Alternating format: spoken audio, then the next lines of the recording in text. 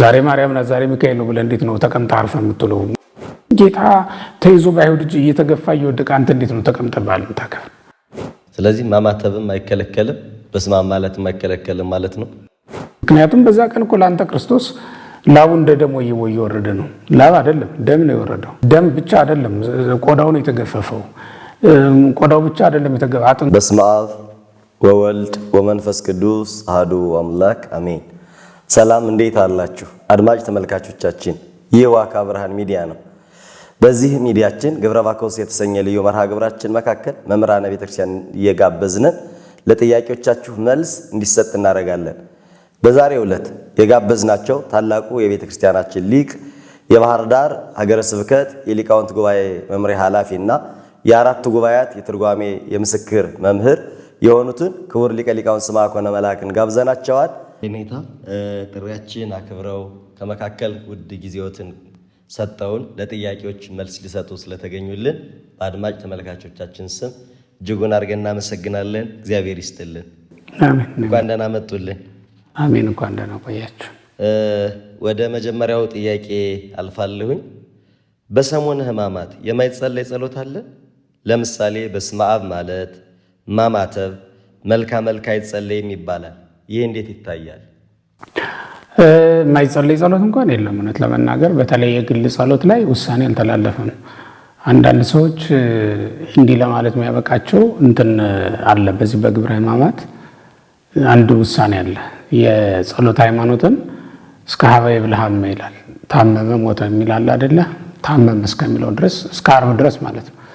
እስከ ዓርብ ድረስ ከሰኞ ጀምሮ አሁን እስከ ዓርብ ድረስ ታመመ እስከሚለው ድረስ ስለኛ ከሰማይ ወረደ ከቅድስት ከእመቤታችን ከቅድስት ሥጋ እነሳ እያልን እንሄድ የለ ከዛ ታመመ ይላል። ሀመም የሚለው ማለት ነው።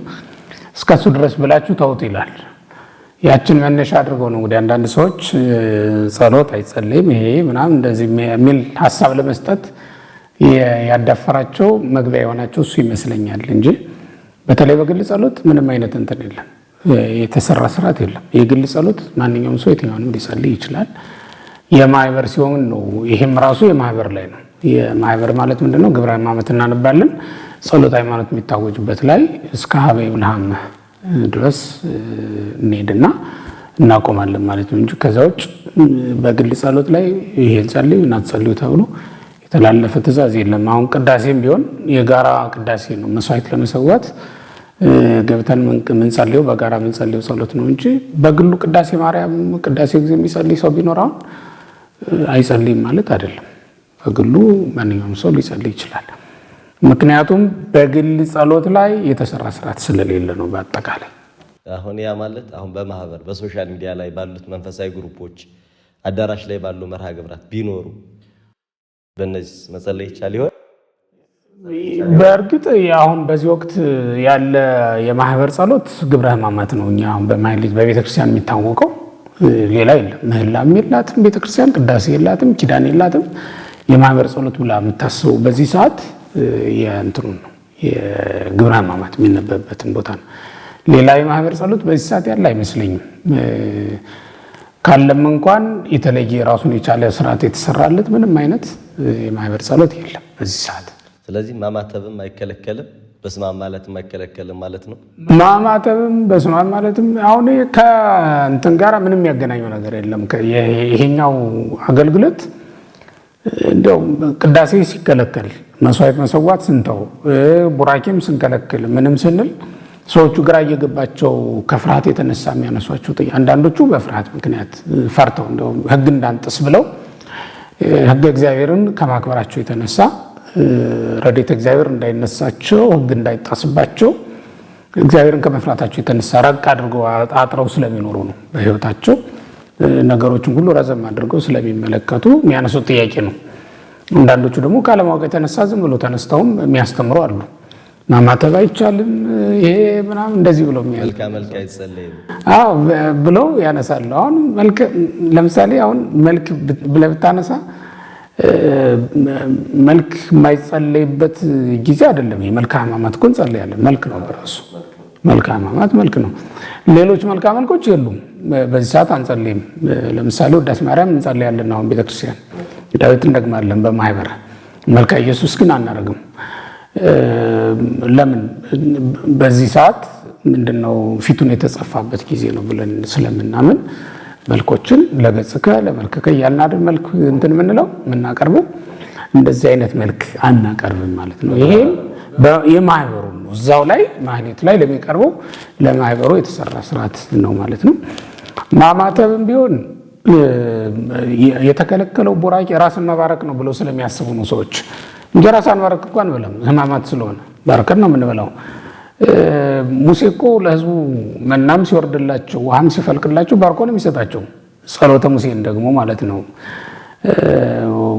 ንሴቦን ደግሞ ጸሎተ ሙሴ ማለት ንሴቦ ነው። ንሴቦን ደግሞ ባርኮ ነው የሚሰጣቸው።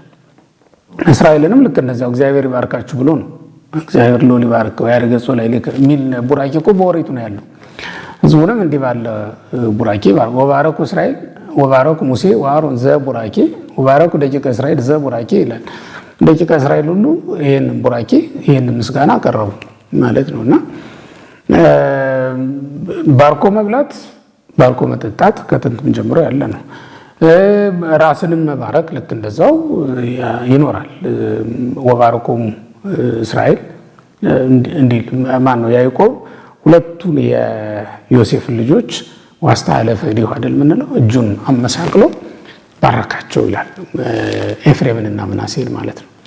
በመስቀል ቅርጽ አድርጎ ነው የባረካቸው። ሙሴም በመስቀል አምሳል እጁ ተዘርግቶ ታይቷል። እና የመስቀል ምልክት እኮ ያኔም ነበረ። ክርስቶስ የተሰቀለበት መስቀል ነው አማናዊ መስቀል ነው ያልነበረው እንጂ የመስቀል ምልክት ድሮም ነበረ። ሙሴ እጁን በዘረጋ ጊዜ እስራኤልን እየባረካቸው እኮ ነውና የተባረከ ሕዝብ ደግሞ ያሸንፋል። ስለዚህ እስራኤል ሲሄዱ ድል ይነሱ ነበር ማለት ነው። እንዴ እኛ አጋንንት እንዲሰለጥኑብን ነው እንዴ? ምክንያቱ ምንድነው? አሁን የመስቀል ምልክት ማንይዝበት ምንድነው ምክንያታችን? እንደዚያ አንከለከልም። ለምን ካልከኝ ሙሴ በመስቀል ምልክት መታየቱ እንደ ነውር አልተቆጠረበትም። እንዲያደርገው ታዝዟል። ለእስራኤልም ድል መንሳትም አብቅቷል። እሱ ብቻም አይደለም። አሁን የዓላማው ይሄ ምንድነው? ኦሪት ዘኍልቍ ምዕራፍ 25 ላይ ያለው አለ አይደለ? የነሐሱ እባብ የተሰቀለበት የነሐሱ እባብ አሁን የመስቀል ምልክት የክርስቶስ ምሳሌ ተደርጎ ተወስዷል። በዮሐንስ ወንጌል ምዕራፍ 3 ላይ እንደምናነበው የነሐሱ እባብ ክርስቶስ ነው። የነሐሱ እባብ የተሰቀለበት ዓላማ ደግሞ የመስቀል ምልክት ነው። አይተዋል። የነሐሱ እባብ የተሰቀለበት ደግሞ እንዲሁ የመስቀል ምልክት ነው ካል መስቀል ድሮ ምልክቱ ነበረ ማለት ነው በምሳሌ እና እንዲህ እያልን ስንሄድ የመስቀል ምልክት ይዞ መገኘት ጥንትም የነበረ ነው። አሁን ይሄ የመስቀል ምልክት ነው። ይሄንን ይዤ መገኘቴና ይሄንን በእኔ ላይ ማሳየቴ ሰይጣንን ያስፈራል እንጂ ሌላ ማንንም ሊያስፈራ ቤተክርስቲያንንም ሕጓን ሊያስጥሳት ስርዓቷን ሊያበላሽባት የሚችል ነገር አይደለም እና ልንባርክ ራሳችንን ልናማትብ እንዲሁም ደግሞ ምንበላውን ምንጠጣውንም ባርከን ልንመገብ ይፈቀድልናል ማለት ነው። የሚከለከለውን በደንብ በግልጽ ምዕመናን ሊያውቁት የሚገባው ነገር ምንድነው? የሚከለከለው ፍትሐተ ኃጢአት ነው። ይሄ ምንድነው? የፍትሐተ ነፍስ ነው የሌለው ምንድነው? ምን ማለት ነው? በሌላ አነጋገር ስርየተ ኃጢአት የሚያሰጠው የካህኑ ቡራኬ ማለት ነው። እሱ ነው የሌለው። እኔ እንዲህ ራሴን የምባረከው እኮ ስርየተ ኃጢአት የሚያሰጥ አይደለም። አጋንንትን ለማስፈራራት ይሄ ምልክቴ ስለሆነ ነው። ይሄ ምልክቴ ስለሆነ በሰላም ጊዜም እኮ በጦር ጊዜም በሰላም ጊዜም ወታደር መሳሪያ መያዝ አለበት አይደል? ይሄ ለኔ መሳሪያ ነው። መቼም አልጥለው ዓመት እስከ ዓመት ይሄ አጋንንት እንዲሰለጥኑብኝ ነው እንደሚፈልገው። ስለዚህ ሁልጊዜ የነን ልጅ ይታያለው ማለት ነው።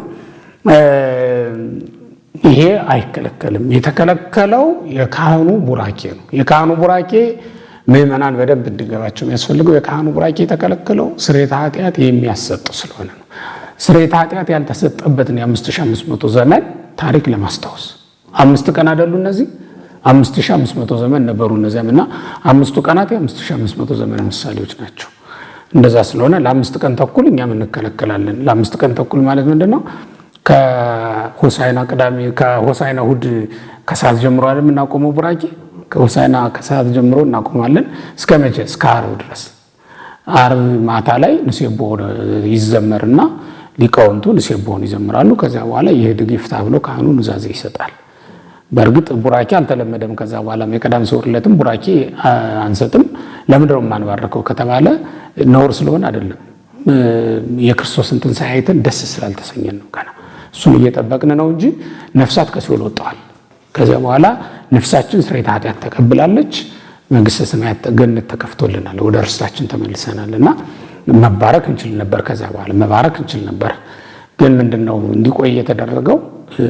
አረብ እኮ ይሄድ ፍታ ብሎ ካህኑ ፍታተ ነፍስ ይሰጣል፣ ስርየተ ኃጢአት ይሰጣል። ግን ቡራኬው አሁን ቅዳሜ ዕለትም የማይታየው የማይደረገው ለምንድነው? ገና ትንሣኤውን ስላላየን ደስታችን ፍጹም ስላልሆነ በዛ ምክንያት እናዘገየዋለን የሚል ነው።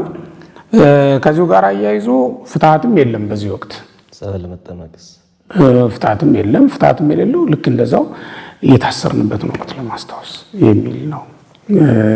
ጸበል መጠመቅ ድሮም በብሉይ ኪዳን እኮ ጸበል ነበረ እና ምንም ጸበል መጠመቅ የሚከለክል ነገር የለም። እኔ ሰዎች ከየት እንደሚያመጡትም አላውቅም እውነት ለመናገር። አንዳንድ ጊዜ ምዕመናንንም ለማወናበድ ዝም ብለው የሚፈጠሩ ጥያቄዎች አሉ እና ምዕመናን ይህች ትንሽ ነገር ናት፣ ግን ታስጨንቃቸዋለች።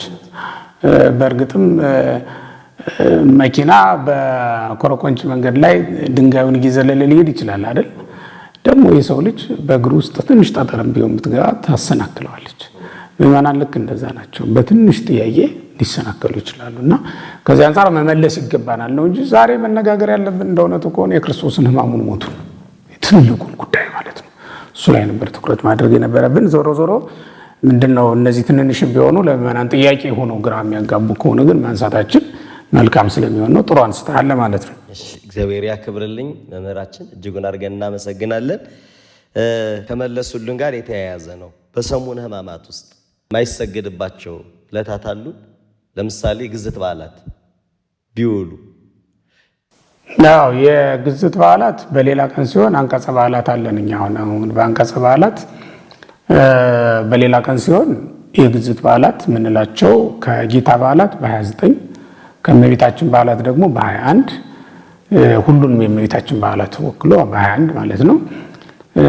ከዛ ከመላእክት በዓል ደግሞ የቅዱስ ሚካኤልን በዓል እናከብራለን። ስግደት የሌለባቸው ብለን እናከብራለን። ከዚያ ውጭ ያለውን እንሰግዳለን። በዚህ በሰሙነ ሕማማት ከሆነ ግን ያለ ስግደት የምናከብረው በዓል የለም። ሌላ ጊዜ ከስግደትም ሆነ ከሌላ ስራ አረፈንባቸው እንውላለን፣ መስዋዕት እናቀርባለን፣ ዝክር እንዘክራለን ማለት ነው።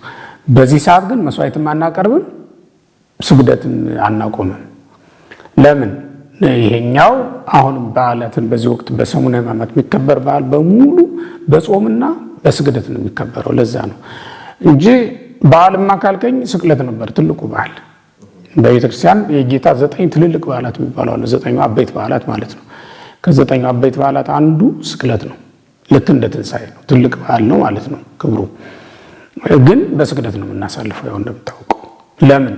በሰሙነ ሕማማት ምን ጊዜም ያለ ስግደት በዓል። ምክንያቱም ጌታ ተይዞ በአይሁድ እጅ እየተገፋ እየወደቀ አንተ እንዴት ነው ተቀምጠ በዓል የምታከብር?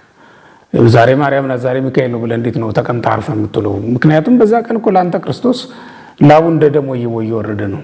ላብ አይደለም ደም ነው የወረደው። ደም ብቻ አይደለም ቆዳው ነው የተገፈፈው።